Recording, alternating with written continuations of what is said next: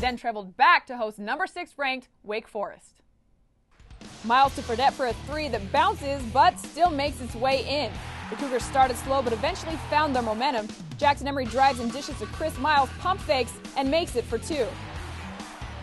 This time Fredette dribbles in, finds Tavernari for one of his 9 assists on the night. JT was 4 for 13 from the three-point line.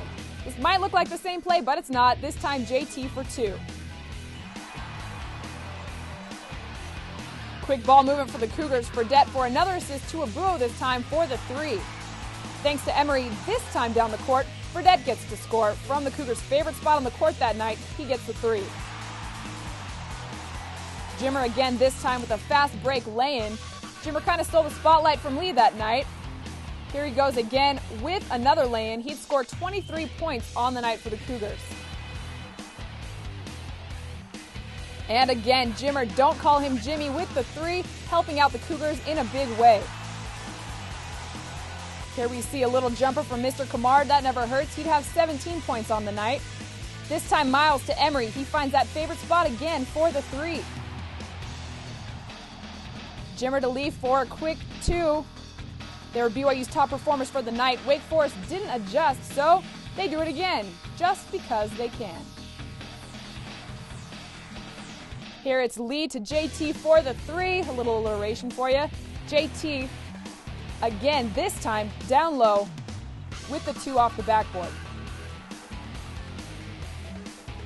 Lee Kamar decides to take matters into his own hands, works the post, follows the shot, and gets the 2.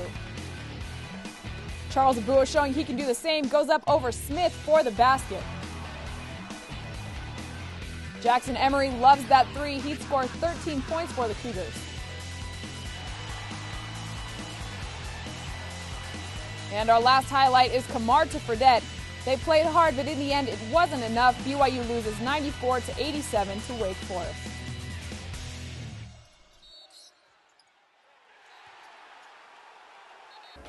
You could look at a lot of things. I thought we battled, played hard, but we just didn't make enough plays down the stretch.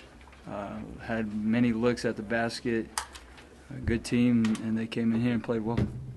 I mean, I don't feel that way. I mean, we lost, that's all there is to it. Look back on it later in life or whatever, but we lost tonight. Good team. They're going to be a tough team for all those other ACC teams.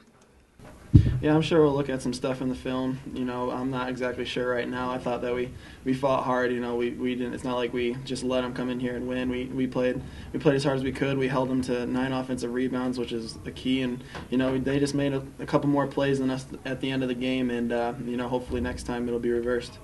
A hard-fought game between 2 really good competitive teams, and I think that. You know, Wake Forest was able to make a few more plays down the stretch. We had a lot of opportunities.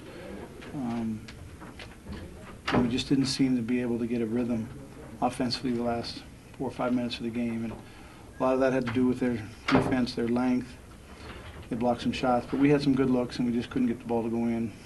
And give them a lot of credit. They made a lot of plays, a very good team, and I think it was a real competitive game.